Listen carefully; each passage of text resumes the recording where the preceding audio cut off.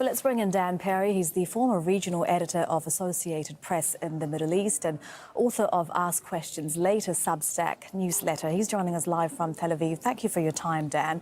So as we've been hearing, Donald Trump's envoy for Israeli captives has said that direct talks with Hamas on their release have been very helpful.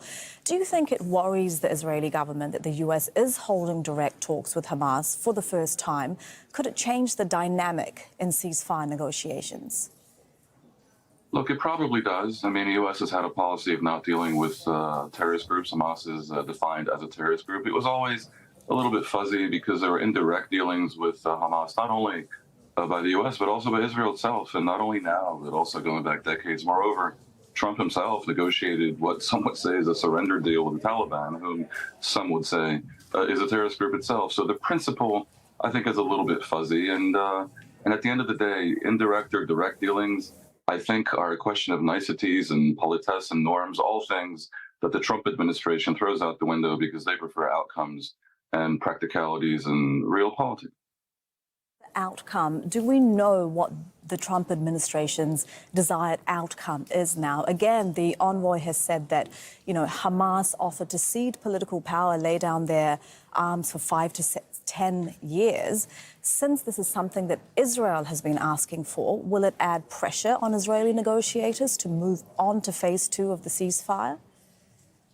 It may. No one really knows what outcome the Americans want because it depends on the whim of one man. And it's rather startling that the world has come to this, but here we are. So remember, Israel signed this deal by which Israel is obligated to end the war and pull out of Gaza in exchange for all the hostages by the end of phase 2. And there's a timeline there. And Hamas, whatever you can say of Hamas, and I've said many unpleasant things about Hamas, is willing to see through that deal. And Israel is the one that has walked away from it. The irony is that Israel was compelled to do the deal by Donald Trump, and Israel currently is being egged on from the right by the same Donald Trump. So we don't really know. But what is clear is that Netanyahu has, as your correspondent said, a very difficult political situation domestically, whereby if the deal that he signed goes through, and Hamas implicitly remains, at least for now, in power in Gaza, which it would, then his government quite likely would fall.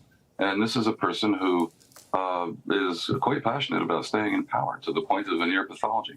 That's where we are, and much depends on what Trump decides, insane though that may be.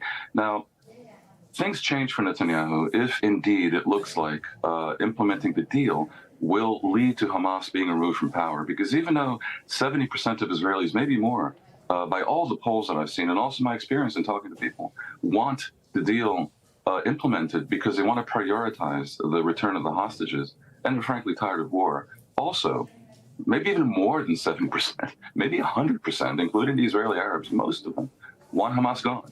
So this is a contradiction, and much depends on whether these reports that we're hearing and that you just referenced about Hamas being willing to somehow step aside are genuine and are not seen as a trick.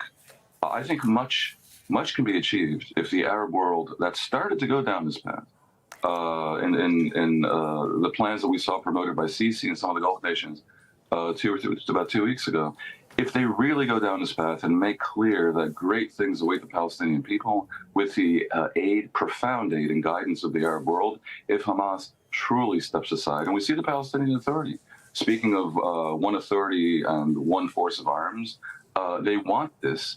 I think the Arab world has a tremendous role to play in coming up with an elegant solution that enables everyone to end the night. All right, that is Dan Perry joining us live from Tel Aviv. Thank you very much for your time. Dan Perry is the former regional editor of Associated Press in the Middle East and author of Ask Questions Later, Substack newsletter. He joins us live from Tel Aviv. Dan, thank you very much for your time. Now, the US President Donald Trump's envoy for Israeli captives says that direct talks with Hamas on their release, he says, have been very helpful. Do you think it worries the Israeli government that the US is holding for the first time talks directly with Hamas? And could that change the dynamic of ceasefire negotiations moving forward? Well, it certainly worries them because they were rather wedded to the supposed principle that, neither the U.S. nor Israel holds direct talks with terrorists. Now, principles are one thing and practicalities are another. The past year and 5 months have been a disaster for all sides concerned. And I understand the Trump administration's desire to reshuffle the deck and do what they can to see if they can organize a better outcome. It was predictable that the Israelis would cry foul, and there was some criticism of Adam Boehler for being so public about this change. But I think the situation is so dire, and the desire in Israel itself to find a way out of this impasse is so profound that if the outcome is somehow helpful, then the niceties of these principles of not talking to terrorists, which were never fully implemented, of course, because direct or indirect talks it's a very fine line. I think they become secondary. And Trump's envoy has also said that Hamas has offered to cede political power and lay down their arms for 5 to 10 years. This isn't something we've heard from Hamas, but we've heard from him. Now, do you think this is something that it will put pressure on Israeli negotiators to be able to move to phase 2 of the ceasefire, which involves the military withdrawal from Gaza? Look, the Israeli negotiators, I don't think have that much of a mandate to make decisions on their own. It's a matter of the government. And in Israel, you basically have the government that is very, very unpopular and quite unstable, as your correspondent suggested. You have the broader security and diplomatic establishment that is essentially at loggerheads with the government. And you have public opinion, which matters in a democracy, that at this point decisively prefers an end to the war and a prioritizing of the hostages, based on the quite clear logic that if you resume the war, that really risks, it's a dire and immediate risk to the lives of the remaining perhaps 24, 25 living hostages. And it runs counter to the logic that says, get back the hostages and live to fight another day. Hamas will always create a new provocation. They've always promised to do more October 7th.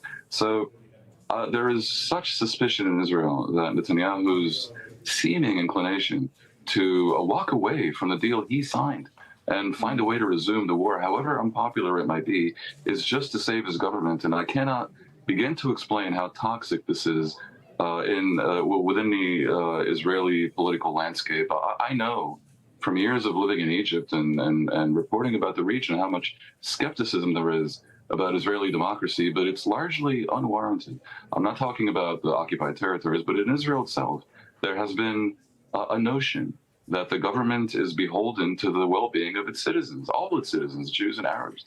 And the idea that the government would do such a thing, contravening the clear preference of the public, that is unbelievably damaging. The notion, I think most people in Israel believe that the survival of the government is not a strategic imperative.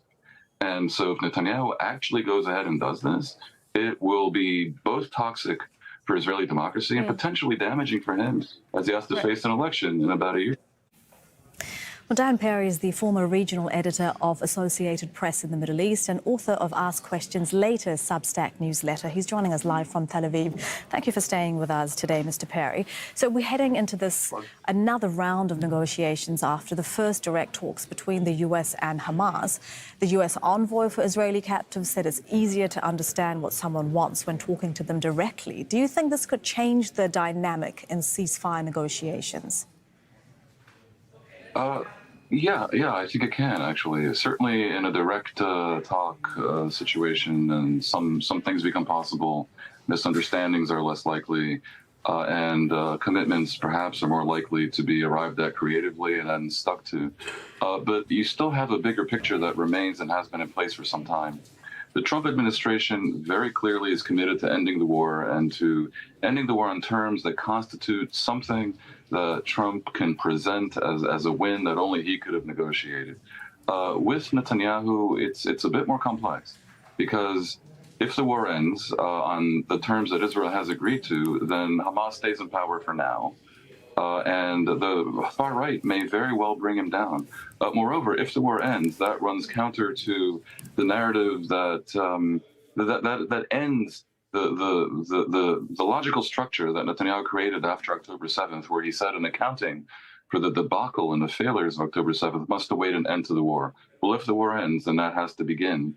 And Israel is primed to begin that investigation, the inquiry, the conclusions, and they'll be very damning for Netanyahu.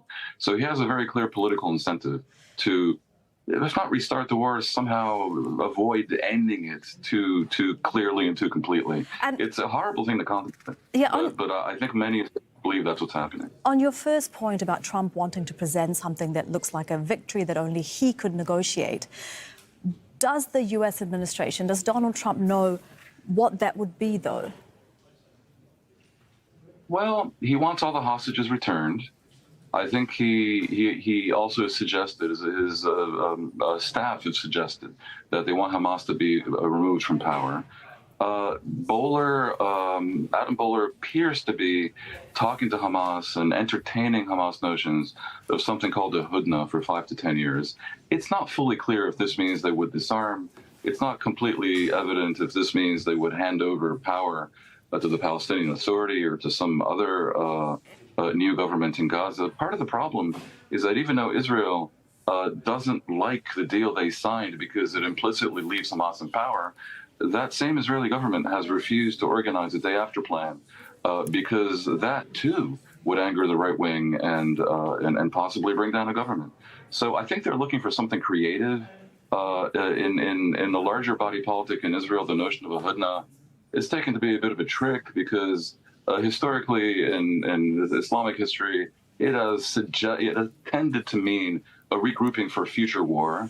And even though a majority in Israel certainly wants the war to end and wants a deal implemented, it's also true that a majority in Israel has had it with Hamas and can no longer tolerate a group that is committed to its destruction and has said they would repeat October 7th again and again, miles from their cities and their towns. So there's a lot of contradictions here. Creative solutions are necessary. It may be that that a diplomatic force from the U.S. might be necessary. I can tell you that in Israel at large, the feeling is pretty strong that the deal should be implemented. And that means going to the second phase.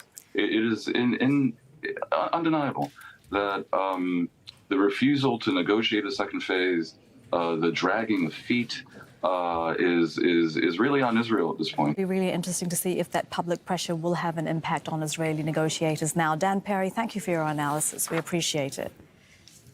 My pleasure.